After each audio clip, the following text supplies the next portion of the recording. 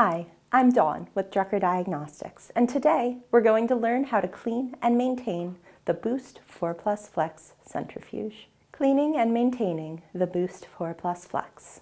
Your Boost 4 Plus Flex requires no regular maintenance. Cleaning is easy too. Start by turning your Boost 4 Plus Flex off. Then, unplug it from the wall. Your centrifuge should always be off and unplugged before you do any kind of cleaning.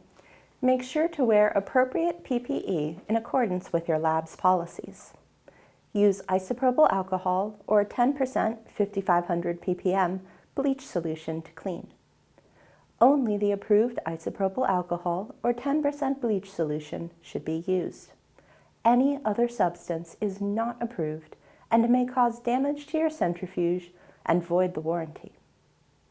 Apply your isopropyl alcohol or 10% bleach solution with a cloth. Do not submerge the centrifuge in water. Dry your Boost 4 Plus Flex immediately after finishing cleaning and disinfecting, and be sure it's plugged in and turned on so it's ready for the next use. Your Boost 4 Plus Flex does not require any regular maintenance, but you may wish to confirm the spin speed.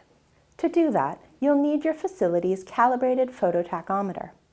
Ours is shown here for reference.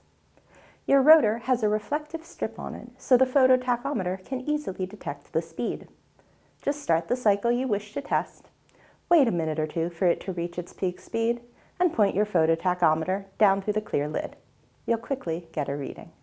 And that's all there is to cleaning and maintaining your Boost 4 Plus Flex. If you have any other questions, please contact Drucker Diagnostics and we'll be happy to help. Thanks for watching and have a great day.